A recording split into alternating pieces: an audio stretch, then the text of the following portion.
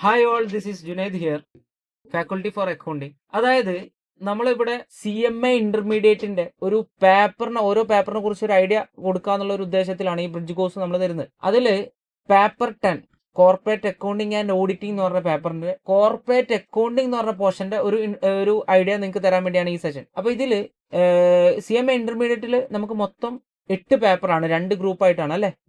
അതില് സെക്കൻഡ് ഗ്രൂപ്പിൽ പേപ്പർ 10 ആയിട്ടാണ് നമുക്ക് എന്ത് വരുന്നത്. അതായത് സെക്കൻഡ് ഗ്രൂപ്പിൽ ഒരു 4 പേപ്പറിൽ ഒരു paper corporate accounting and auditing. അപ്പോൾ ഇതില് 100 മാർക്കിന്റെ ഒരു പേപ്പറാണ്. അതിൽ കോർപ്പറേറ്റ് അക്കൗണ്ടിങ് ആണ് ഞാൻ ഡീൽ ചെയ്യുന്നത്. അത് 50 മാർക്കിനാണ്.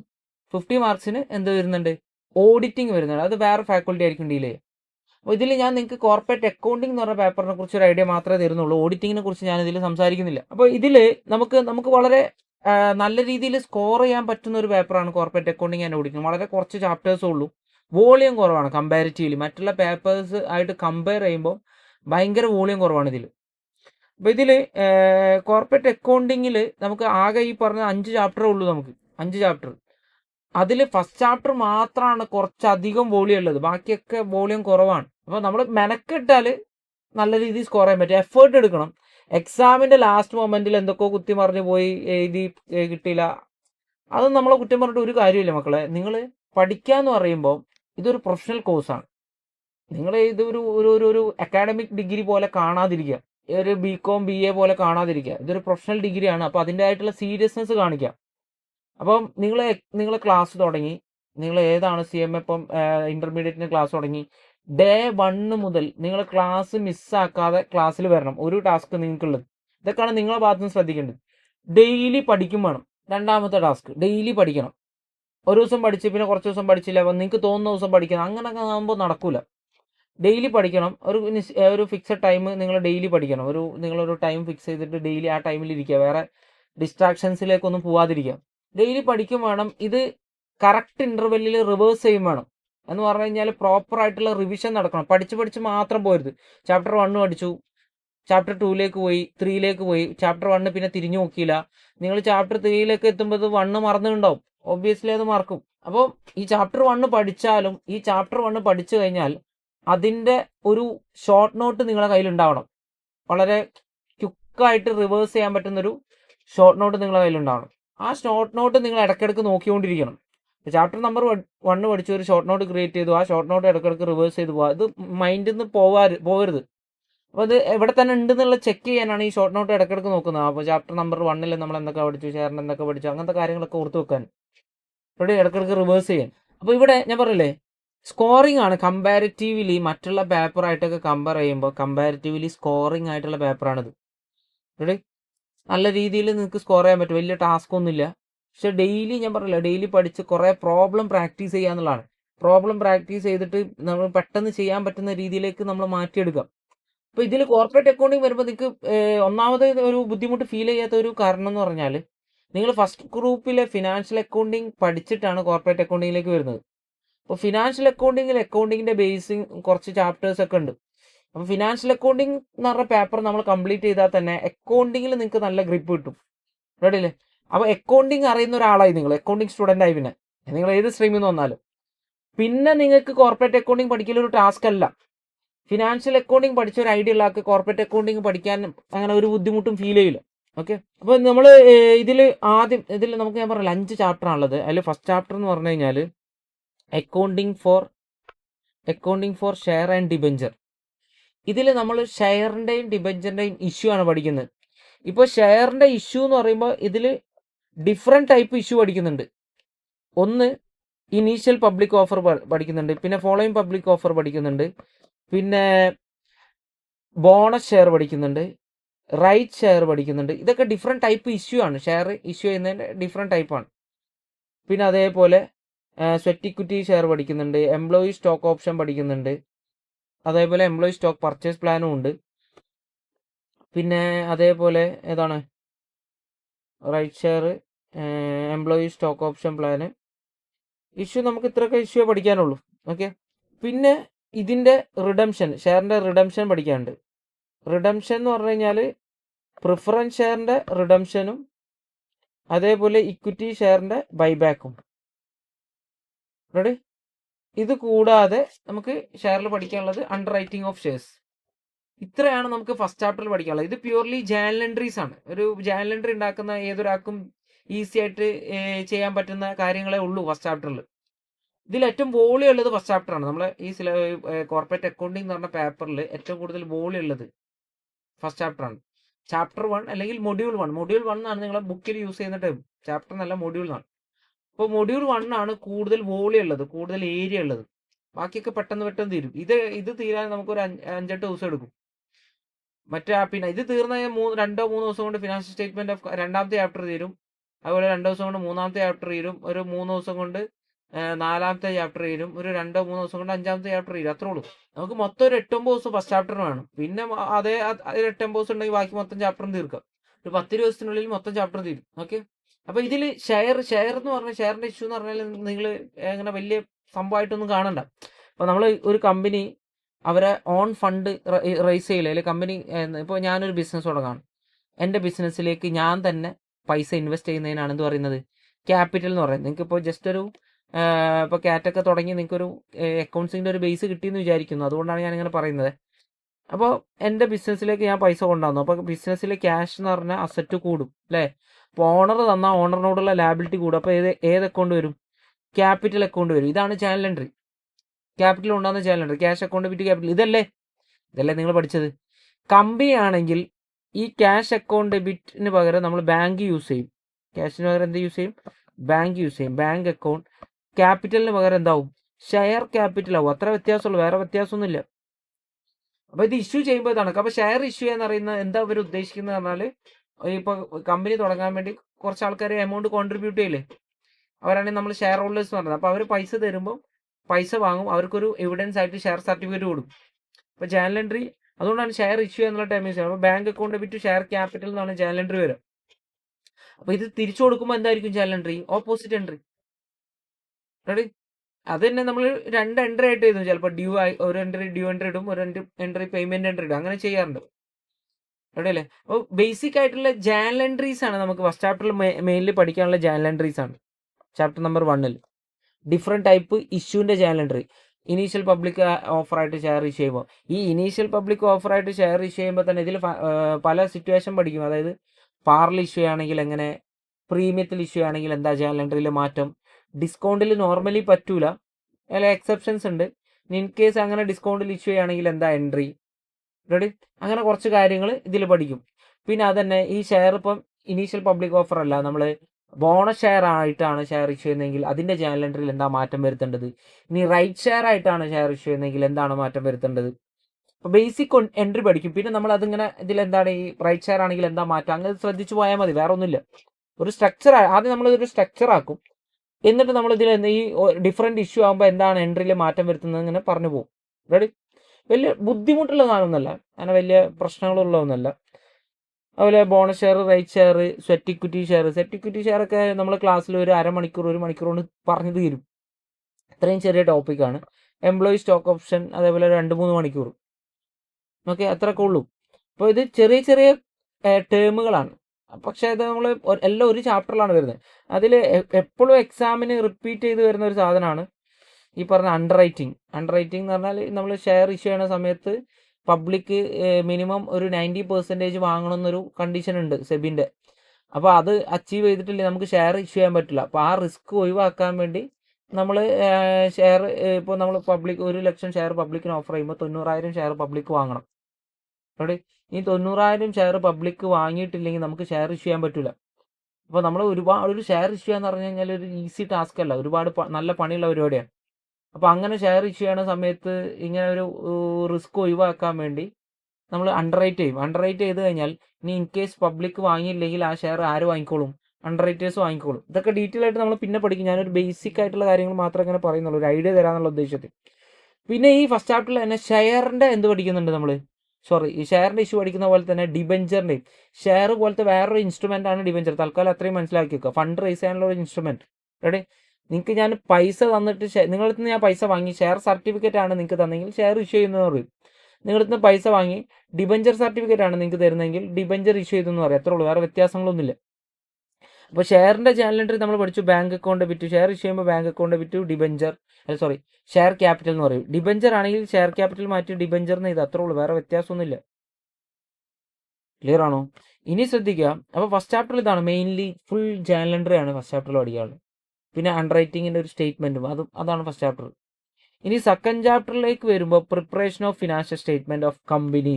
ഒരു കമ്പനി എങ്ങനെ ഫിനാൻഷ്യൽ സ്റ്റേറ്റ്മെന്റ് ഉണ്ടാക്കും? നിങ്ങൾ സോൾ ട്രേഡറിന്റെ ഫൈനൽ അക്കൗണ്ട്സ് പഠിച്ചിട്ടുണ്ടാവും അല്ലേ? ട്രേഡിംഗ് ആൻഡ് P&L ബാലൻസ് ഷീറ്റും. ആ ഫോർമാറ്റ് അല്ല കമ്പനിക്ക്. കമ്പനീൻ്റെ ഫോർമാറ്റ് എൻ്റർലി ഡിഫറെൻ്റ് ആണ്. അത് കമ്പനീസ് ആക്ടിൽ പറയുന്നുണ്ട്. കമ്പനീസ് ആക്ടിൻ്റെ ഷെഡ്യൂൾ 3 പറയുന്നുണ്ട് എങ്ങനെയാണ് ഒരു കമ്പനി ഫിനാൻഷ്യൽ സ്റ്റേറ്റ്മെന്റ് ഉണ്ടാക്കുക, ഏത് ഫോർമാറ്റിൽ ഉണ്ടാക്കണം. അപ്പോൾ കമ്പനീൻ്റെ schedule 3 companies act schedule 3 company financial statement എന്ന് പറഞ്ഞാൽ എന്താണ്? P&L ആൻഡ് ബാലൻസ് ഷീറ്റ് അല്ലേ? P&L ആൻഡ് ബാലൻസ് ഷീറ്റ് ഉണ്ടാക്കുന്നതിന്റെ ഫോർമാറ്റ് പറയുന്നത് ഇതിലാണ്, ഷെഡ്യൂൾ 3 പറയുന്നത്. Schedule 3 ready? ഷെഡ്യൂൾ 3 3 ഫോർമാറ്റ് ഉണ്ട്, 3 ഡിഫറെന്റ് ഫോർമാറ്റ് ഉണ്ട്. അതിൽ 2 എണ്ണമാണ് നമുക്ക് പഠിക്കാനുള്ളത്. റെഡി? അപ്പോൾ ഷെഡ്യൂൾ 3 എങ്ങനെയൊക്കെയാന്ന് വെച്ച് കഴിഞ്ഞാൽ ഷെഡ്യൂൾ 3 3 ഫോർമാറ്റ് ഉണ്ടെന്ന് ഞാൻ പറഞ്ഞില്ലേ. ഡിവിഷൻ 1 ഒരു ഫോർമാറ്റ് ഉണ്ട്, ഡിവിഷൻ 1. ഡിവിഷൻ 2 ഉണ്ട്, ഡിവിഷൻ 3 ഉണ്ട്. റെഡി? ഡിവിഷൻ 1 ആർക്കാണെന്ന് വെച്ച് കഴിഞ്ഞാൽ എസ് ഫോളോ ചെയ്യുന്ന കമ്പനികൾക്കാണ്, കമ്പനികൾ.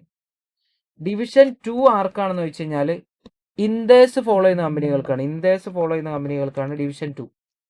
ഡിവിഷൻ 3 ആർക്കാണെന്ന് വെച്ച് കഴിഞ്ഞാൽ ഇൻഡേഴ്സ് ഫോളോ ചെയ്യുന്ന NBFCക്കാണ്, ഡിവിഷൻ 3. റെഡി? അപ്പൊ എന്താണ് എസ്, എന്താണ് ഇൻഡേഴ്സ്, നമ്മളെ വ്യത്യാസമൊക്കെ നമ്മൾ ക്ലാസ്സിൽ ഡിസ്കസ് ചെയ്യും. ഇങ്ങനെ 3 ഫോർമാറ്റ് ഉണ്ട്. ഇതിൽ മെയിൻലി നമ്മൾ പഠിക്കേണ്ടത് ഡിവിഷൻ 1 വരുന്ന ഫോർമാറ്റ് ആണ്. ഡിവിഷൻ 2ന്റെ ഫോർമാറ്റ് മെറ്റീരിയൽ ഡിസ്കസ് ചെയ്യുന്നുണ്ടെങ്കിലും ഇല്ലുസ്ട്രേഷൻ പർപ്പസ് ഓൺലി എന്ന് മെറ്റീരിയൽ പറയുന്നുണ്ട്. അതായത് നിങ്ങൾ അണ്ടർസ്റ്റാൻഡിങ് പർപ്പസിനാണ് മെറ്റീരിയൽ പറയുന്നുണ്ട്. അപ്പം മെയിനായിട്ട് നമ്മൾ പഠിക്കേണ്ട ഫോർമാറ്റ്, നമ്മൾ ഈ ചാപ്റ്ററിൽ 80% ടൈമും നമ്മൾ ഇൻവെസ്റ്റ് ചെയ്യുന്നത് ഡിവിഷൻ 1 പഠിക്കാനാണ്. ഡിവിഷൻ 1 പഠിച്ചിട്ട് ഡിവിഷൻ 2ന്റെ ഫോർമാറ്റിൽ എന്താണ് ചേഞ്ച് അത് മാത്രം നമ്മൾ പഠിക്കും. ഇൻ കേസ് ഡിവിഷൻ 2 ചോദിക്കുകയാണെങ്കിലും ഡിവിഷൻ 1ന്റെ ഇൻഫർമേഷൻ വെച്ച്, ഐഡിയ വെച്ച് ചെയ്യാൻ പറ്റുന്ന ക്വസ്റ്റ്യനെ ഡിവിഷൻ 2ലും ചോദിക്കുള്ളൂ. ആ രീതിയിലേ ചോദിക്കുള്ളൂ. അങ്ങനെ ഇപ്പൊ ഡിവിഷൻ 2 നമ്മൾ എന്ത് ചെയ്യില്ല, ഭയങ്കരമായിട്ട് ഫോക്കസ് കൊടുക്കില്ല. ഡിവിഷൻ 1നാണ് നല്ല ഫോക്കസ് കൊടുക്കുക. ഡിവിഷൻ 2 ജസ്റ്റ് ഒന്ന് പഠിക്കും, അത്രേ ഉള്ളൂ. ഇതുവരെ ഡിവിഷൻ 2 എക്സാമിന് ചോദിച്ചിട്ടില്ല. ഓക്കെ. പിന്നെ അതേപോലെ അപ്പം നമ്മൾ ഷെഡ്യൂൾ 3 ഫിനാൻഷ്യൽ സ്റ്റേറ്റ്മെന്റ്, അതായത് ബാലൻസ് ഷീറ്റും P&Lന്റെ ഫോർമാറ്റും, അതാണ് മെയിനായിട്ട്. ഫോർമാറ്റ് അക്കൗണ്ടിങ് ആണ്, ഫോർമാറ്റ് പഠിക്കലാണ്. അപ്പോൾ ഒരു അറേഞ്ച്മെന്റ്സ് ഉണ്ടാവും. ഇപ്പോൾ ഏത് ഓർഡറിൽ എഴുതണം, അങ്ങനത്തെ കാര്യങ്ങളൊക്കെ ഒന്ന് ശ്രദ്ധിച്ചാൽ മതി. അത് നിങ്ങൾ മെനക്കെട്ട് ഇങ്ങനെ എഫേർട്ട് എടുത്ത് ബൈ ഹാർട്ട് പഠിക്കേണ്ട ആവശ്യമില്ല. അത് നമ്മൾ കുറച്ച് ഒരു ഐഡിയ ആക്കി വെക്കുക. നമ്മൾ കുറച്ച് പ്രോബ്ലം ചെയ്യുമ്പോൾ ഓട്ടോമാറ്റിക്കലി ഇത് പഠിക്കും. ഫോർമാറ്റ് ഓട്ടോമാറ്റിക്കലി നമ്മൾ പഠിക്കും. ഒരു കമ്പനീൻ്റെ ഫിനാൻഷ്യൽ സ്റ്റേറ്റ്മെന്റ് എന്ന് പറഞ്ഞാൽ അതിൽ എന്തൊക്കെ ഇൻക്ലൂഡഡ് ആണെന്ന് വെച്ച് കഴിഞ്ഞാൽ, കമ്പനീൻ്റെ ഫിനാൻഷ്യൽ സ്റ്റേറ്റ്മെന്റിൽ പാർട്ട് 1 ബാലൻസ് ഷീറ്റ് ഉണ്ട്, പിന്നെ പ്രോഫിറ്റ് ആൻഡ് ലോസ് അക്കൗണ്ട്, പിന്നെ എന്താണുള്ളത്, ക്യാഷ് ഫ്ലോ സ്റ്റേറ്റ്മെന്റ് ഉണ്ട്, പിന്നെ schedule of changes in equity ഉണ്ട്, അതേപോലെ നോട്ട്സ് ടു അക്കൗണ്ട്സ് ഉണ്ട്, schedule of changes in equity. Ready? ശ്രദ്ധിക്കുക, ഇവിടെ നമ്മൾ ഈ ചാപ്റ്ററിൽ, സെക്കൻഡ് ചാപ്റ്ററിൽ ഈ ഫിനാൻഷ്യൽ സ്റ്റേറ്റ്മെന്റ് ഓഫ് കമ്പനി നമ്മൾ പഠിക്കുന്നത് ഒന്ന് ബാലൻസ് ഷീറ്റിന്റെ ഫോർമാറ്റ്, P&Lന്റെ ഫോർമാറ്റ്. ഇനി ഇതിന്റെ എക്സ്പ്ലനേഷൻ കൊടുക്കുക. ഇപ്പോൾ ബാലൻസ് ഷീറ്റിൽ നിങ്ങൾ മിഷനറി, ബിൽഡിങ്, ഫർണിച്ചർ, ഇങ്ങനത്തെ ടാഞ്ചിബിൾ ഫിക്സഡ് അസറ്റ് ഒക്കെ കൂടെ ആഡ് ചെയ്തിട്ട് പ്രോപ്പർട്ടി പ്ലാന്റ് ആൻഡ് എക്യുപ്മെന്റ് എന്ന് പറഞ്ഞിട്ട് കാണിക്കും. അപ്പോൾ ഈ പ്രോപ്പർട്ടി പ്ലാന്റ് ആൻഡ് എക്യുപ്മെന്റ് എന്ന് പറഞ്ഞിട്ട് ബാലൻസ് ഷീറ്റ് കാണിക്കുമ്പോൾ ഇത് ഒരുപാട് ഐറ്റം ആഡ് ചെയ്തിട്ടാണ്. ഇതിൽ എന്തൊക്കെ ഉണ്ട്, ഏതൊക്കെ ഐറ്റംസ് ഉണ്ട്, ഓരോന്ന് എത്ര എമൗണ്ട് ആണ്, ഓരോന്ന് എത്ര ഡിപ്രിസിയേഷൻ കുറച്ചു, അങ്ങനെ ഡീറ്റെയിൽഡ് ആയിട്ടുള്ള ഇൻഫർമേഷൻ നമ്മൾ ജനങ്ങളോട് പറയല് നോട്ട്സ് ടു അക്കൗണ്ട്സിലാണ്. അപ്പോൾ ബാലൻസ് ഷീറ്റിൽ ജസ്റ്റ് ഇതിന്റെ ഫൈനൽ ഫിഗർ മാത്രമേ ഉണ്ടാവുള്ളൂ. അതിന് ഡീറ്റെയിൽസ് വേണമെങ്കിൽ നമ്മൾ എവിടെ പോയി നോക്കണം, നോട്ട്സ് ടു അക്കൗണ്ട്സിൽ. അപ്പോൾ ഈ ബാലൻസ് ഷീറ്റിലും P&Lലും പറയുന്ന ഐറ്റംസിന്റെ ഡീറ്റെയിൽസ്, എക്സ്പ്ലനേഷൻ, അതുമായി ബന്ധപ്പെട്ടുള്ള കാര്യങ്ങളാണ് ഏതിൽ വരാം, നോട്ട്സ് ടു അക്കൗണ്ട്സിൽ വരാം. പിന്നെ ഈ വർഷം കമ്പനീന്റെ ഷെയർ ഹോൾഡേഴ്സ് ഫണ്ടിൽ കാര്യമായിട്ട് ചേഞ്ച് ഉണ്ടെങ്കിൽ നമ്മൾ schedule of changes in equity ഉണ്ടാക്കും. അപ്പോൾ ഇവിടെ ഇത്രയും കാര്യങ്ങളാണ് സെക്കൻഡ് ചാപ്റ്ററിൽ നമ്മൾ പഠിക്കുന്നത്. സെക്കൻഡ് ചാപ്റ്ററിൽ നമ്മൾ balance sheet, P&L, notes to account, schedule of changes in equity. ഇതിൽ ക്യാഷ് ഫ്ലോ സ്റ്റേറ്റ്മെന്റ് ചാപ്റ്റർ അല്ല, ഇത് തേർഡ് ചാപ്റ്റർ 3 അല്ലെങ്കിൽ മൊഡ്യൂൾ 3 നമുക്ക് ഏത് വരുന്നത്, ഇത് വേറെ ചാപ്റ്റർ ആയിട്ടാണ് ഇത് വരുന്നത്, ക്യാഷ് ഫ്ലോ വരുന്നത്. അപ്പോൾ സെക്കൻഡ് ചാപ്റ്ററിൽ നമ്മൾ ഇത്രേ കവർ ചെയ്യുന്നുള്ളൂ ഇതിൻ്റെ ഫോർമാറ്റ്. ക്ലിയർ അല്ല? അത് നമ്മൾ കുറച്ച് ക്വസ്റ്റ്യൻസ് ചെയ്താൽ പ്രീവിയസ് ഇയർ ക്വസ്റ്റ്യൻസ് ഒക്കെ ചെയ്തിട്ട് ഒരു ഐഡിയ ആക്കി എടുക്കും. നമ്മൾ ക്ലാസ്സിൽ നിങ്ങൾക്ക് ഒരു സ്ട്രക്ചർ ആക്കി തരാന്നുള്ളതാണ് നമ്മളെ ബേസിക് ആയിട്ട് നമ്മൾ നോക്കുന്നത്. അത് വെച്ച് നിങ്ങൾ ഡെവലപ്പ് ചെയ്യണം. ഒരുപാട് ക്വസ്റ്റ്യൻസ് നിങ്ങൾ പ്രാക്ടീസ് ചെയ്യണം. നമ്മൾ ചെയ്യുന്ന ക്വസ്റ്റ്യൻസ് മാത്രം വെച്ചിരിക്കരുത്, ആ ക്വസ്റ്റ്യൻസ് റിപ്പീറ്റ് ചെയ്യണം, പറ്റുവാണെങ്കിൽ അഡീഷണൽ ക്വസ്റ്റ്യൻസും ചെയ്യണം. ഓക്കെ. പിന്നെ ഇവിടെ അടുത്തത് നമുക്ക് വരുന്നത് തേർഡ് ചാപ്റ്റർ വരുന്നത് ഏതാണ്? Cash flow statement. അപ്പോൾ ക്യാഷ് ഫ്ലോ സ്റ്റേറ്റ്മെന്റ് എങ്ങനെ ഉണ്ടാക്കും? ഇതും ഫോർമാറ്റ് അക്കൗണ്ടിങ് ആണ്, ഫോർമാറ്റ് പഠിക്കേണ്ടി വരും. ഈ ക്യാഷ് ഫ്ലോന് 2 ഫോർമാറ്റ് ഉണ്ട്. അതായത് ഡയറക്റ്റ് മെത്തേഡിലാണെങ്കിൽ ഒരു ഫോർമാറ്റ് ആണ്, ഇൻഡയറക്റ്റ് മെത്തേഡ് ആണെങ്കിൽ വേറെ ഫോർമാറ്റ് ആണ്. അപ്പോൾ നമ്മൾ ആദ്യം ഡയറക്റ്റ് മെത്തേഡ് വയ്ക്കും. ഡയറക്റ്റ് മെത്തേഡ് കമ്പാരിറ്റീവ്ലി ഈസിയാണ്. ഇൻഡയറക്റ്റ് മെത്തേഡ് പിന്നെ പഠിക്കും. അപ്പോൾ ഡയറക്റ്റ് മെത്തേഡും ഇൻഡയറക്റ്റ് മെത്തേഡും വ്യത്യാസം എന്താണെന്ന് വെച്ചാൽ 3 ആക്ടിവിറ്റി ഉണ്ട് ക്യാഷ് ഫ്ലോയിൽ: ഓപ്പറേറ്റിംഗ്, ഇൻവെസ്റ്റിംഗ്, ഫിനാൻസിങ്. ഈ ഓപ്പറേറ്റിംഗ് എന്ന് പറയുക, നമ്മൾ ഇൻവെസ്റ്റിങ്ങിൽ എന്തൊക്കെ വരും നോക്കും. ഫിക്സഡ് അസറ്റുമായി ബന്ധപ്പെട്ടതാണ് ഇൻവെസ്റ്റിംഗ് വരാം. അതേപോലെ ഷെയർ, ലോണ്, അത് ഡിബഞ്ചർ, അങ്ങനെ ലോങ് ടേം ലാബിലിറ്റിയില്ലേ, അതായത് നമ്മൾ ലോങ് ടേം ബോറോയിങ്സ്, ഇതുമായി ബന്ധപ്പെട്ടതാണ് ഏതിൽ വരാം? ഫിനാൻസിങ്ങിൽ വരാം. അല്ലേ? നമ്മളെ ബോറോയിങ്സുമായി, അതായത് നമ്മൾ പൈസ കൊടുക്കാനുള്ള ലോണോ ഡിബഞ്ചറോ ഷെയറോ അതുമായി ബന്ധപ്പെട്ട്, അതാണ് ഏതിൽ വരാം? ഫിനാൻസിങ്ങിൽ വരാം. ഈ ഇൻവെസ്റ്റിങ്ങിലും ഫിനാൻസിങ്ങിലും വരാത്ത എല്ലാം എവിടെ വരും? ഓപ്പറേറ്റിങ്ങിൽ വരും. അല്ലേ? അപ്പോൾ ഈ 3 ആക്ടിവിറ്റിയിൽ വരുന്ന ഐറ്റംസ് നമ്മൾ സഗ്രിഗേറ്റ് ചെയ്ത് അതാണ് ക്യാഷ് ഫ്ലോ. അത്രേ ഉള്ളൂ. അപ്പോൾ കുറേ ആക്ടിവിറ്റി തരും, കുറേ ആക്ടിവിറ്റിയിലെ ഇൻഫ്ലോയും ഔട്ട്ഫ്ലോയും തരും. ഇത് നിങ്ങൾ 3 ഹെഡിലേക്ക് സ്പ്ലിറ്റ് ചെയ്യണം. ഓപ്പറേറ്റിംഗിൽ ഏതൊക്കെ വരും, ഇൻവെസ്റ്റിംഗിൽ എന്തൊക്കെ വരും, ഫിനാൻസിംഗിൽ എന്തൊക്കെ വരും. ഈസി ടാസ്ക് ആണ്, വലിയ കോംപ്ലിക്കേഷൻ എന്നുള്ള പരിപാടിയൊന്നുമല്ല. ഇനി ഇത് ഡയറക്റ്റ് മെത്തേഡ് നമ്മളിത് പഠിച്ചിട്ട് ഇൻഡയറക്റ്റ് മെത്തേഡിലേക്ക് വരുമ്പം ഈ പറയുന്ന 3 ആക്ടിവിറ്റിയിൽ ഓപ്പറേറ്റിംഗ്, ഇൻവെസ്റ്റിംഗ്, ഫിനാൻസിങ്, ഡയറക്റ്റും ഇൻഡയറക്റ്റും തമ്മിലുള്ള വ്യത്യാസം ഓപ്പറേറ്റിംഗിൽ മാത്രമാണ്. ഫിനാൻസിങ് ആക്ടിവിറ്റിയും ഇൻവെസ്റ്റിംഗ് ആക്ടിവിറ്റിയും നിങ്ങൾ ഓപ്പറേറ്റിംഗ് ആണെങ്കിലും ഇൻവെസ്റ്റിംഗ് ആണെങ്കിലും ഒരേപോലെ ചെയ്യും. ഓപ്പറേറ്റിംഗ് അല്ല, ഡയറക്റ്റ് ആണെങ്കിലും ഇൻഡയറക്റ്റ് ആണെങ്കിലും ഫിനാൻസിങ്ങും ഇൻവെസ്റ്റിങ്ങും ഒരേപോലെ ചെയ്യാം. ഡയറക്റ്റ് മെത്തേഡിൽ ഇൻഡയറക്റ്റ് മെത്തേഡ്. ഏതാ വ്യത്യാസമുള്ളത് ഓപ്പറേറ്റിംഗ് ആക്ടിവിറ്റിയാണ്. ഈ ഡയറക്റ്റ് മെത്തേഡിൽ ഡയറക്റ്റ് ആയിട്ടുള്ള എല്ലാ ഇൻഫ്ലോയും ഔട്ട്ഫ്ലോയും എടുക്കും. ഇൻഡയറക്റ്റ് മെത്തേഡിൽ എല്ലാ ഇൻഫ്ലോയും ഔട്ട്ഫ്ലോയും എടുക്കുന്നതിന് പകരം ഇതിന്റെ നെറ്റ് റിസൾട്ട് എടുക്കും. അത്രേ ഉള്ളൂ. അത് നമ്മൾ ഡീറ്റെയിൽ ആയിട്ട് ഡിസ്കസ് ചെയ്യും പിന്നീട്. ഓക്കെ. അപ്പോൾ ഇനി ഇത് കഴിഞ്ഞാൽ പിന്നെ അടുത്ത ചാപ്റ്റർ നമ്പർ 4 എന്ന് പറയുന്നത് അക്കൗണ്ടിങ് ഫോർ ബാങ്കിങ് കമ്പനിയാണ്. ബാങ്കിങ് കമ്പനിയുടെ account, banking company, electricity company, insurance കമ്പനിയുടെ അക്കൗണ്ടിങ്. ഈ 3 കമ്പനിൻ്റെയും ഫിനാൻഷ്യൽ സ്റ്റേറ്റ്മെന്റും അതർ ഇഷ്യൂസും നമുക്ക് ഇതിൽ പഠിക്കാനുണ്ട്. ബാങ്കിങ് കമ്പനിൻ്റെയും ഇൻഷുറൻസ് കമ്പനിൻ്റെയും ഇലക്ട്രിസിറ്റി കമ്പനിൻ്റെയും. അപ്പോൾ ബാങ്കിങ് കമ്പനിൻ്റെ ഫിനാൻഷ്യൽ സ്റ്റേറ്റ്മെന്റും ഉണ്ട്, അതർ ഇഷ്യൂസും ഉണ്ട്. വേറെ കുറച്ച് കാര്യങ്ങൾ പഠിക്കാനുണ്ട്. ഈ ഫിനാൻഷ്യൽ സ്റ്റേറ്റ്മെന്റ് ഭയങ്കര ഇമ്പോർട്ടൻ്റ് അല്ല, കാരണം ഷെഡ്യൂൾ 3 നമുക്ക് പഠിക്കുന്നതുകൊണ്ട് ഷെഡ്യൂൾ 3 ആണ് കൂടുതൽ ചാൻസ് ഉള്ളത്. അപ്പോൾ ബാങ്കിന്റെ ഫിനാൻഷ്യൽ സ്റ്റേറ്റ്മെന്റ് ചോദിക്കാനുള്ള ചാൻസ് ഭയങ്കര കുറവാണ്. ഒരു അറ്റംപ്റ്റിൽ എന്തോ ബാങ്കിന്റെ P&L ചോദിച്ചിട്ടുണ്ട്, വേറെ ഒന്നും ചോദിച്ചിട്ടില്ല.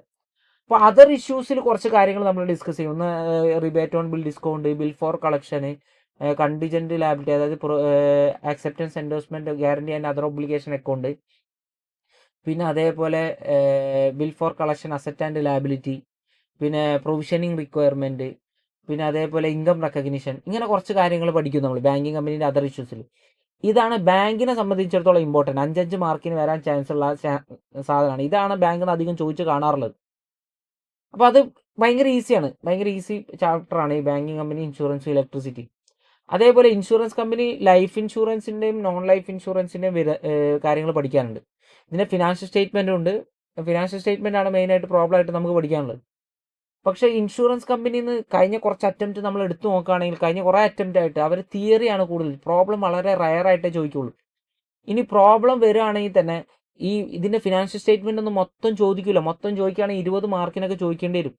ഇപ്പോൾ ലൈഫ് ഇൻഷുറൻസിൻ്റെ ഒക്കെ ഫിനാൻഷ്യൽ സ്റ്റേറ്റ്മെൻറ്റ് ചോദിക്കുകയാണെങ്കിൽ 20 മാർക്കിന് ചോദിക്കണം. അത്രയും ടൈം എടുക്കും ഇത് ചെയ്ത് തീരാൻ.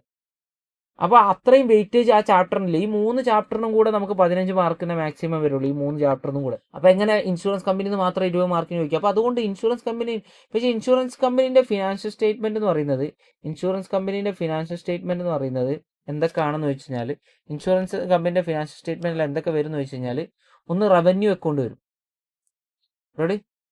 പിന്നെ അതേപോലെ റവന്യൂ അക്കൗണ്ട് വരും. പിന്നെ അതേപോലെ എന്ത് വരും? പ്രോഫിറ്റ് ആൻഡ് ലോസ് അക്കൗണ്ട് വരും, ബാലൻസ് ഷീറ്റ് വരും. ഇതിൽ നിങ്ങൾക്ക് പ്രോബ്ലം ചോദിക്കുകയാണെങ്കിൽ റവന്യൂ അക്കൗണ്ടാണ് ചോദിക്കാൻ ചാൻസ് ഉള്ളത്. റവന്യൂ അക്കൗണ്ടിൽ ആകെ 4-5 ഐറ്റമുള്ളൂ. അത് ഭയങ്കര ഈസിയാണ്. ഓക്കെ, പിന്നെ നമുക്ക് അടുത്തത് നമുക്ക് ചോദിക്കാൻ ചാൻസ് ഉള്ളത് വാല്യുവേഷൻ ബാലൻസ് ഷീറ്റ് എന്ന് പറയുന്നത് ലൈഫ് ഇൻഷുറൻസിൻ്റെ ഒരു വാല്യുവേഷൻ ബാലൻസ് ഷീറ്റ്, പ്രോഫിറ്റ് കണ്ടെത്തുന്ന ഒരു പരിപാടിയുണ്ട്. അതുപോലെ 3 ഐറ്റം ഉള്ളൂ നമുക്ക് ആ വാല്യുവേഷൻ ബാലൻസ് ഷീറ്റ് കാണിക്കാൻ, ആകെ 3 ഐറ്റം. അത് പഠിച്ചാൽ മതി. ഈ ബാലൻസ് ഷീറ്റ് എന്ന് പറയുമ്പോൾ നിങ്ങൾ ബാലൻസ് ഷീറ്റ് ആണെന്ന് തെറ്റിദ്ധരിക്കുക, അത് പ്രോഫിറ്റ് കണ്ടെത്താനുള്ള ഒരു സ്റ്റേറ്റ്മെന്റ് ആണ്. അത്രയുള്ളൂ. വിളിക്കുന്നത് വാല്യുവേഷൻ ബാലൻസ് ഷീറ്റ് എന്നാണ്. പിന്നെ അതേപോലെ അതിൽ ചോദിക്കാൻ ചാൻസ് ഉള്ള തിയറി, ഞാൻ പറയാം കൂടുതൽ ചാൻസ് ഉള്ള തിയറിയാണ്. റവന്യൂ അക്കൗണ്ട് തന്നെ ലൈഫിൻ്റെ നോൺ ലൈഫിൻ്റെ ഉണ്ട്. നോൺ ലൈഫിൻ്റെ ആണ് ചോദിക്കാൻ ചാൻസ് ഉള്ളത്. അപ്പോൾ അതൊക്കെ നമ്മൾ പഠിക്കും. പിന്നെ അടുത്ത ചാപ്റ്റർ പിന്നെ നമുക്ക് പഠിക്കാൻ അടുത്ത ഇതിൽ തന്നെ ഇലക്ട്രിസിറ്റി ഉണ്ട്. ഇത് 3 കൂടെ ഒറ്റ ചാപ്റ്ററാണ്. മൊഡ്യൂൾ 4ലാണ് accounting of banking company, insurance company, electricity വരുന്നത്. ഇലക്ട്രിസിറ്റി കമ്പനിയിൽ ഇതേപോലെ ഫിനാൻഷ്യൽ സ്റ്റേറ്റ്മെന്റും അതർ ഇഷ്യൂസ് ആണ്. ഇലക്ട്രിസിറ്റി ആക്ട് ഇതുവരെ ഫോർമാറ്റ് ഒന്നും നോട്ടിഫൈ ചെയ്യാത്തതുകൊണ്ട് നമ്മളിപ്പോഴും ഷെഡ്യൂൾ 3 ആണ് ഇലക്ട്രിസിറ്റി കമ്പനികൾ ഫോളോ ചെയ്യുന്നത്. അപ്പോൾ ഷെഡ്യൂൾ 3 നമ്മൾ ചാപ്റ്റർ 2 പഠിച്ചാണ്. അത് തന്നെയാണ് ഇലക്ട്രിസിറ്റി കമ്പനിയുടെ ഫോർമാറ്റ്. അപ്പോൾ നമ്മളത് സെപ്പറേറ്റ് പഠിക്കേണ്ട ആവശ്യമില്ല. റെഡി. പിന്നെ അതർ ഇഷ്യൂസിൽ ഈ പറഞ്ഞ പോലെ ഒരു ഇലക്ട്രിസിറ്റി കമ്പനി എങ്ങനെ ഡിപ്രിസിയേഷൻ കാൽക്കുലേറ്റ് ചെയ്യും, പിന്നെ അതേപോലെ ഡിപ്രിസിയേഷൻ്റെ വെയ്റ്റഡ് ആവറേജ് ഡിപ്രിസിയേഷൻ എങ്ങനെ കാണും, ഇതിൻ്റെ പേഴ്സൻറ്റേജ് ഉണ്ട്, ഒരു CARC റെഗുലേഷനിലുള്ള കുറച്ച് പേഴ്സൻറ്റേജുകളുണ്ട്, അത് പഠിക്കാനുണ്ട്. പിന്നെ അതേപോലെ എന്താണ് service line cum development charge എങ്ങനെ അക്കൗണ്ട് ചെയ്യും, പിന്നെ ഗ്രാൻഡ് റിസീവ്ഡ് ഫ്രം APDRP ഇതെങ്ങനെ അക്കൗണ്ട് ചെയ്യും. ഇങ്ങനെ കുറച്ച് കാര്യങ്ങളാണ് ഇവിടെ ഡിസ്കസ് ചെയ്യാനുള്ളത്. അപ്പോൾ അതർ ഇഷ്യൂസ് ആണ് ഇലക്ട്രിസിറ്റി കമ്പനിയിലും ഇമ്പോർട്ടൻ്റ്. അതർ ഇഷ്യൂസ് ഇതിലും ഇടയ്ക്ക് തിയറി, ഓൾട്ടർനേറ്റീവ് അറ്റംപ്റ്റിൽ തിയറി പറഞ്ഞ പോലെ പ്രോബ്ലം ചോദിക്കുകയാണ്. പിന്നെ അതേപോലെ return on equity, interest on working capital, ഇതൊക്കെ നമ്മൾ കേൾക്കുമ്പോൾ എന്തൊക്കെയോ ആണെന്ന് തോന്നുന്നു. ഭയങ്കര ഈസി പരിപാടിയാണ് ഇതൊക്കെ. നിങ്ങൾക്ക് ചെയ്യുമ്പോൾ ക്ലാസ് ഒന്ന് മനസ്സിലാവും. ഓക്കെ, അപ്പോൾ ഇത്രയാണ് ഇലക്ട്രിസിറ്റി കമ്പനിയിൽ നമുക്ക് ചോദിക്കാനുള്ളത്. പിന്നെ ലാസ്റ്റ് ചാപ്റ്റർ എന്ന് പറഞ്ഞു കഴിഞ്ഞാൽ ഇന്ത്യൻ അക്കൗണ്ടിങ് സ്റ്റാൻഡേർഡ്. അതായത് ഇപ്പോൾ പണ്ട് 2014 വരെ എല്ലാ കമ്പനികളും AS ആണ് ഫോളോ ചെയ്തുകൊണ്ടിരുന്നത്, അക്കൗണ്ടിങ് സ്റ്റാൻഡേർഡ്. അപ്പോൾ 2014 ഇന്ത്യൻ ഗവൺമെന്റിന് ASന് ക്വാളിറ്റി പോരാന്ന് പറഞ്ഞിട്ട് ഒരു IFRS അഡോപ്റ്റ് ചെയ്യാനുള്ള ഒരു തീരുമാനത്തിലേക്ക് വരാനുണ്ടായി. അപ്പോൾ ആ സാഹചര്യത്തിൽ ICAI പറഞ്ഞു, ASന് ക്വാളിറ്റി ഇല്ലാത്തതുകൊണ്ടല്ലേ നിങ്ങൾ IFRS അഡോപ്റ്റ് ചെയ്യുന്നത്, നമ്മൾ ക്വാളിറ്റി ഉള്ള ഒരു സ്റ്റാൻഡേർഡ് ഉണ്ടാക്കാം. അങ്ങനെ 2015 ICAI ഒരു പുതിയ സ്റ്റാൻഡേർഡ് ഉണ്ടാക്കി. അതിന്റെ പേരാണ് ഇന്ത്യൻ അക്കൗണ്ടിങ് സ്റ്റാൻഡേർഡ്. അത് നമ്മൾ ഷോർട്ടാക്കി INDAS എന്ന് പറയും. ഈ INDAS 2015 ഉണ്ടാക്കിയ, പക്ഷേ ഇത് ഇൻട്രൊഡ്യൂസ് ചെയ്ത് 2016 മുതലാണ്. ഈ 2016 തന്നെ എല്ലാ കമ്പനികൾക്കും INDAS എന്തായിട്ടില്ല, ബാധകമായിട്ടില്ല. അന്ന് എന്ന് പറഞ്ഞാൽ 500 കോടിന്റെ മേലെ നെറ്റ്വർത്ത് ഉള്ള കമ്പനികൾക്ക് മാത്രമാണ് എന്ത് വന്നത്, INDASന്റെ അപ്ലിക്കബിലിറ്റി വന്നത്. പിന്നെ 2017 ഓൺവേർഡ്സ് എല്ലാ ലിസ്റ്റഡ് കമ്പനിക്കും അപ്ലിക്കബിൾ ആയി. പിന്നെ 250 കോടിന്റെ മേലെ നെറ്റ്വർത്ത് ഉള്ള കമ്പനികൾക്കും എന്തായി, അൺലിസ്റ്റഡ് ആണെങ്കിലും 250 കോടിന്റെ മേലെ നെറ്റ്വർത്ത് ഉണ്ടെങ്കിൽ INDAS അപ്ലിക്കബിൾ ആയി 2017. പിന്നെ 2018 ഓൺവേർഡ്സ് ആർക്കാണ്, NBFC ബാങ്ക്. പക്ഷെ ബാങ്ക് ഒക്കെ പിന്നീടാണ്, അന്ന് പ്രശ്നമായി പിന്നീടാണ്. NBFC ഒക്കെ 2018 മുതൽ എന്തായി, അപ്ലിക്കബിൾ ആയി തുടങ്ങി. റെഡിയല്ലേ? 250 കോടിന്റെ മേലെ നെറ്റ്വർത്ത് ഉള്ള എല്ലാ NBFCക്കും. അപ്പോൾ അങ്ങനെ ഓരോ ഫേസ് ആയിട്ടാണ് INDAS ഇൻട്രൊഡ്യൂസ് ചെയ്തത്. അങ്ങനെ ഇപ്പോൾ ഇന്ത്യയിലുള്ള എല്ലാ കമ്പനികളും INDAS അല്ല ഫോളോ ചെയ്യുന്നത്. ഇന്ത്യയിൽ ഇപ്പോൾ എല്ലാ ലിസ്റ്റഡ് കമ്പനിയൊക്കെ വളരെ കുറവാണ്. ഇനി 250 കോടിന്റെ മേലൊക്കെ നെറ്റ്വർത്ത് ഉള്ള കമ്പനികളൊക്കെ കുറവാണ്. അങ്ങനെ ഭയങ്കര കുറേ കമ്പനി ഒന്നുമില്ല. അപ്പോൾ 250 കോടിന്റെ താഴെ നെറ്റ്വർത്ത് ഉള്ള കമ്പനികളൊക്കെ ഏത് AS ആണ് ഫോളോ ചെയ്യുന്നത്? ഇന്ത്യൻ AS ആണ്, ഇന്ത്യൻ അക്കൗണ്ടിങ് സ്റ്റാൻഡേർഡ് INDAS ആണോ സാധാ AS ആണോ? സാധാ AS ആണ് ഫോളോ ചെയ്യുന്നത്. അപ്പോൾ നമുക്ക് ഫിനാൻഷ്യൽ അക്കൗണ്ടിങ്ങിൽ കുറച്ച് AS പഠിക്കാണ്ട്, അക്കൗണ്ടിങ് സ്റ്റാൻഡേർഡ് ഫസ്റ്റ് ഗ്രൂപ്പിലെ അക്കൗണ്ടിങ്ങിൽ. സെക്കൻഡ് ഗ്രൂപ്പിൽ ഒരു 4-5 എന്ത് പഠിക്കാണ്ട്, INDAS പഠിക്കാണ്ട്. അപ്പോൾ നമ്മളൊരു സൗകര്യം അല്ലെങ്കിൽ നമുക്കൊരു സുഖം എന്ന് പറഞ്ഞു കഴിഞ്ഞാൽ ഈ INDASും ASും തമ്മിൽ വലിയ ഡിഫറൻറ്റ് ഇല്ലാത്ത, അപ്പോൾ AS നിന്ന് INDASിലേക്ക് വരുമ്പോൾ ഭീകരമായിട്ടുള്ള ചേഞ്ച് ഇല്ലാത്ത INDASകളെ നമുക്ക് പഠിക്കാനുള്ളൂ. അതുകൊണ്ട് വലിയ ടെൻഷനൊന്നുമില്ല. അപ്പോൾ ആ ബുദ്ധിമുട്ടുള്ള INDAS ഒന്നും ഇല്ല പഠിക്കാൻ. നമുക്കൊരു ഇൻട്രൊഡക്ഷൻ എന്നുള്ള രീതിയിൽ അവർ കുറച്ച് എന്ത് ചെയ്തു, INDAS തുടങ്ങി. അതിൽ INDAS 1 presentation of financial statement പഠിക്കാനുണ്ട്. INDAS 2 പഠിക്കാനുണ്ട്. അതായത് INDAS 2 എന്ന് പറയുന്നത് വാല്യൂഷൻ ഓഫ് ഇൻവെൻട്രി. പിന്നെ INDAS 10 പഠിക്കാനുണ്ട്, ഈവൻറ്റ് ആഫ്റ്റർ റിപ്പോർട്ടിംഗ് പീരീഡ്. പിന്നെ എംപ്ലോയീസ് ബെനിഫിറ്റ് INDAS 19 പഠിക്കാനുണ്ട്. 33 EPS, 37 provision, contingent liability and contingent asset, ഇത്രയും INDAS പഠിക്കാനുണ്ട്.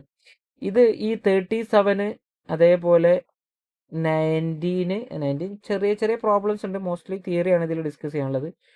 10 1 ഇത് മോസ്റ്റ്ലി തിയറിയാണ്. ഈ കുറച്ചൊക്കെ എങ്കിലും പ്രോബ്ലം വരുന്നത് 2ലും 33ലാണ്. പിന്നെ 90ൽ ചെറിയ ചെറിയ പ്രോബ്ലം, അങ്ങനെ പ്രോബ്ലം എന്ന് പറയാനല്ല, ചെറിയ കമ്പ്യൂട്ടേഷൻ ഒക്കെ ഉണ്ട്. ഓക്കെ, അപ്പോൾ ഇത്രയാണ് കോർപ്പറേറ്റ് അക്കൗണ്ടിങ് നമുക്ക് പഠിക്കാനുള്ളത്. ആകെ 5 ചാപ്റ്റർ. അറിയില്ല, ഒരു 10-20 ദിവസം കൊണ്ട് നമ്മളെ കോർപ്പറേറ്റ് അക്കൗണ്ടിങ് മൊത്തം ഏരിയ നമ്മൾ കവർ ചെയ്യും. അപ്പോൾ നമ്മൾ ക്ലാസ് പഠിപ്പിക്കുന്ന പ്രോബ്ലംസ് ചെയ്യിക്കുന്ന പ്രോബ്ലംസ് അതൊന്ന് റിപ്പീറ്റ് ചെയ്ത് ചെയ്യാം. എക്സ്ട്രാ ക്വസ്റ്റ്യൻസ് പറ്റുവാണെങ്കിൽ ഹോംവർക്കായിട്ട് ചെയ്യുന്ന ക്വസ്റ്റ്യൻസും, പിന്നെ നമ്മൾ വർക്ക് ബുക്ക് നിങ്ങൾ റിലേ ചെയ്യുക. അതിൽ നിങ്ങൾ എന്ത് ചെയ്യുക, ടൈം കൊടുത്ത് അതിൽ എല്ലാ ക്വസ്റ്റ്യൻസും കവർ ചെയ്യാൻ ശ്രമിക്കുക. അങ്ങനെ വർക്ക് ബുക്ക് നിങ്ങൾ നല്ല രീതിയിൽ പ്രോപ്പറായിട്ട് കംപ്ലീറ്റ് ചെയ്യുകയാണെങ്കിൽ നമുക്ക് കോർപ്പറേറ്റ് അക്കൗണ്ടിങ് പാസ്സാകാൻ പറ്റും. അത്യാവശ്യം മാർക്ക് സ്കോർ ചെയ്തിട്ട് തന്നെ പാസ്സാകാൻ പറ്റും. ഓക്കെ, അങ്ങനെ വലിയ ബുദ്ധിമുട്ടുള്ള ഒരു പേപ്പർ അല്ല കമ്പാരിറ്റീവ്ലി നിങ്ങളെ മറ്റുള്ള പേപ്പർ എടുത്ത് നോക്കുമ്പോൾ. പിന്നെ CMA ആണ്, നമുക്ക് പഠിക്കാൻ കുറവാണ്, അങ്ങനത്തെ ചിന്തകളൊക്കെ ഒഴിവാക്കാം. അതൊക്കെ പണ്ടാണ്. ഇപ്പോൾ CMAയും CAൻ്റെ അത്ര ഏകദേശം അത്രയൊക്കെ തന്നെ പഠിക്കാനുണ്ട്. അപ്പം ഈ കുറച്ചും കൂടെ ക്വാളിറ്റി കൂടി വരുന്നുണ്ട് CMAക്ക്. നമുക്ക് എക്സാംസും എല്ലാം ക്വാളിറ്റി കൂട്ടുന്നുണ്ട് അവർ. അപ്പോൾ നമ്മൾ എത്രയും പെട്ടെന്ന് പഠിച്ച് പാസ്സാവുന്നുള്ളതാണ്. ടൈം ഇങ്ങനെ വെറുതെ നമ്മളിങ്ങനെ ക്ലാസ് കഴിഞ്ഞ് കറങ്ങി നടന്ന് കുറച്ച് സമയം പഠിച്ച് നമുക്ക് താല്പര്യം ഉണ്ടാകുമ്പോൾ, ഇൻട്രസ്റ്റ് ഉണ്ടാകുമ്പോൾ മാത്രം കുറച്ച് നോക്കി, കുറേ സമയം ഫോണിൽ നോക്കിയിരുന്ന് അങ്ങനെയൊക്കെ പോയി കഴിഞ്ഞാൽ ഇത് സാധനം പാസ്സായി എടുക്കാൻ കുറച്ച് ബുദ്ധിമുട്ടാവും. റെഡി? അപ്പം അങ്ങനെയുള്ള രീതിയിലേക്ക് പോവാതെ ഇതൊരു സീരിയസ് ആയിട്ട് എടുത്ത് നല്ല രീതിയിൽ പഠിച്ച് പാസ്സാവാൻ നോക്കാം. അപ്പം നമുക്ക് എന്തായാലും ക്ലാസ്സിലൊക്കെ വെച്ച് കാണാം. പിന്നെ നിങ്ങൾ കാലിക്കറ്റ് സ്റ്റുഡൻ്റ് ആണെങ്കിൽ ഫിനാൻഷ്യൽ അക്കൗണ്ടിങ്ങും കോർപ്പറേറ്റ് അക്കൗണ്ടിങ്ങും ഞാൻ തന്നെയാണ് എടുക്കുന്നത്. അപ്പോൾ നമ്മൾ ഫിനാൻഷ്യൽ അക്കൗണ്ടിങ് എടുത്തിട്ടേ കോർപ്പറേറ്റ് അക്കൗണ്ടിങ്ങിലേക്ക് പോകത്തുള്ളൂ. അപ്പോൾ ബാക്കിയുള്ളിടത്ത് നോക്കാം. ഞാൻ ഇപ്പോൾ കൊച്ചിയിൽ ചിലപ്പോൾ ആദർ സാറായിരിക്കും കോർപ്പറേറ്റ് അക്കൗണ്ടിങ് എടുക്കുക. മോസ്റ്റ്ലി ട്രിവാൻഡ്രത്ത് ഞാൻ തന്നെ ആയിരിക്കും. അപ്പോൾ എന്തായാലും നമുക്ക് ക്ലാസ് വെച്ച് കാണാം. Okay, by.